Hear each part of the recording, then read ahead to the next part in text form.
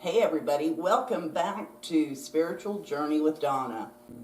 All right, and first we have Michael. I don't know why the chariot's on top. Usually the full would start. Chariot's kind of like 4 or 5 down on there, but that's the major arcana. And Michael. Then we've got Gabriel for the moon. Now, I don't know. Oh, these are kind of stuck together here. And there's Hanael, the lovers. I guess that's how you say it. Did you know that L in most angels end in L? And did you know that the reason why is because L at the end means in God? That's exactly why. Also, angel, messenger in God, of God. There's mine. That's my angel. Of course, I like my picture better.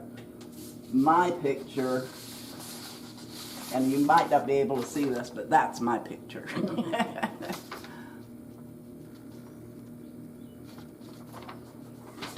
That one looks like a little cherub.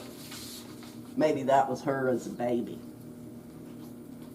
And then we've got, but yes, ooh. Yeah, see, those stuck together. There we go with that one. But yeah, like Elohim is God, and then El Shaddai, God Almighty. But yeah, Israel, angel, all ends in El, and that's because that means in God. In God, of God. So I always found that pretty interesting. I like to know where the words are coming from and how they got there. This one's got got it at the beginning. These are kind of sticky cards. They're sticking together, and I have to be so careful not to move it around because we've zoomed in because I want you to be able to see the cards really good. Now, did you know about Kabbalah? These are the angels from Kabbalah. And Kabbalah is an ancient Jewish mystical tradition that deals with the essence of God, his interaction with the world, and the purpose of creation. It's very interesting, though I think it has changed a little over the years.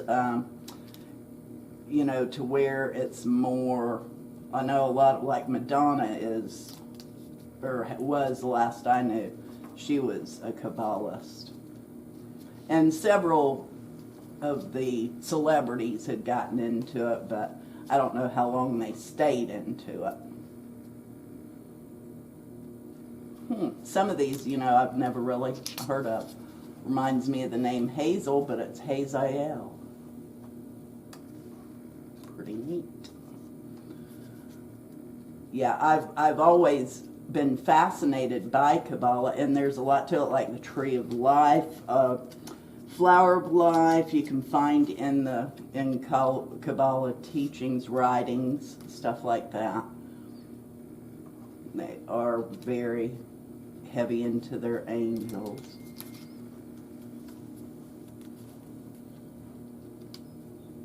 But Kabbalists teach that every human being was created to receive complete joy.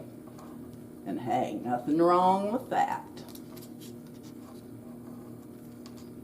And angels, some of these that you've seen look kind of like, what is that? Angels aren't really like we picture them being. A lot of them are pretty scary looking. But when they come to Earth, like to help us, they will take human form, so not to scare us. I've seen angels twice in my life, same set, and they both came at a time in my life when I was in some trouble that I needed quick help. I won't go into details, but I needed quick help, and there they were, once in New Mexico and once in Kissimmee, Florida. So it was the same group. And I'm sure that a lot of people, you know, the same people, too, an old man and an old woman in a car, same car. And I'm sure a lot of times we do see angels, we just don't realize that they are the angels. But if you stop and think about it, okay, is there a coincidence that this person came by when you needed them the most? Or is that an angel? And I believe it's an angel, because they know, they watch after us. I mean, from what I've read, everybody has at least one or two angels. Some people have hundreds of angels. Spirit guides, guardian angels, people, you know, whatever you want to call them, that just look after us on a daily basis, keep us out of trouble. I remember years ago I heard where my dad used to tell the story about him riding down the road, and I can just picture this in his 1950s Chevy probably, and his horn just, you know, he didn't even touch his horn, but his horn started going off, and you know, so he had to pull over on the side of the road to unplug the horn, whatever. I guess there's a wire he had to undo, and right in front of him, whenever he went down, there was a fatal car accident that had happened. So it was like, yes, he had his guardian angel doing something there, messing with the horn or something. So sometimes we can't even see it whenever they're helping us out, but they're there. So, but don't test them. You know, don't just do something because you think your guardian angel's going to help you get out of it. Because that might be the time that they say, oh, no, can't deal with that anymore. Just let them go ahead and get hurt. But yeah, these are some very, yeah, and I haven't, like, here's the Seven of Wands. I've never even seen some of the, you know, heard the names of some of these angels. I need to start reading more on them again, because I've always been fascinated with angels.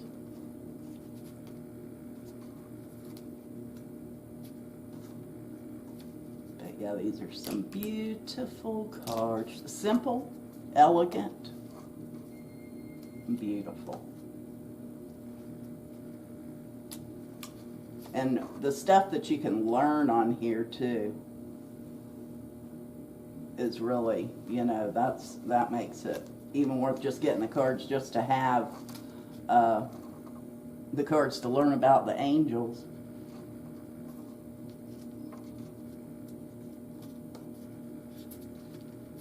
I might just have to keep this one. I think they want me. I think they're meant for me.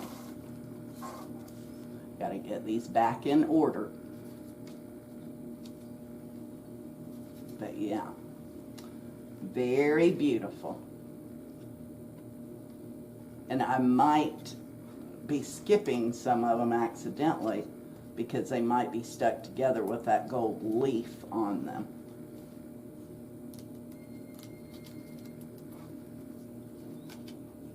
But it seemed like I was taking a while, probably too long, trying to separate them.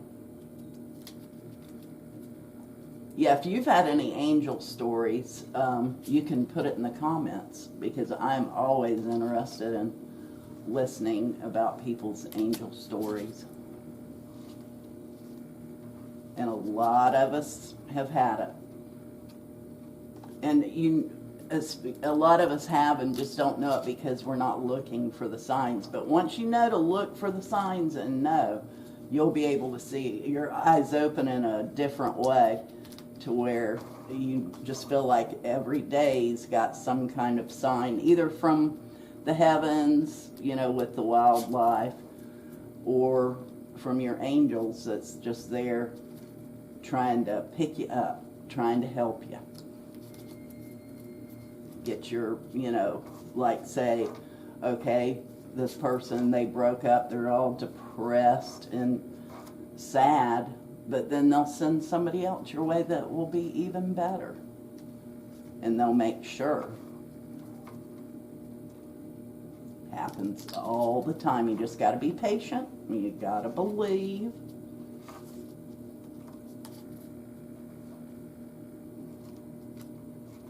There we go. I'm sure there's other stories I have to tell about it. I just can't think of one right now. I'll probably think about it later. Now I know I've got different stories of spirits, like my great-grandmother, who was a nurse, and after she passed away, she also worked in a insane asylum in Kankakee, Illinois, the state hospital there. I've got her certificate on my wall for working with the mentally insane. But when she passed away, about, I'm going to say maybe 6 days later, I was 14. I picked up the phone had rung. My mom had a business, so she was right behind me seeing if it was one of her customers. And it said, Dolly. And my great-grandmother always called me Dolly, and it was her voice. And I panicked, and I hung up the phone.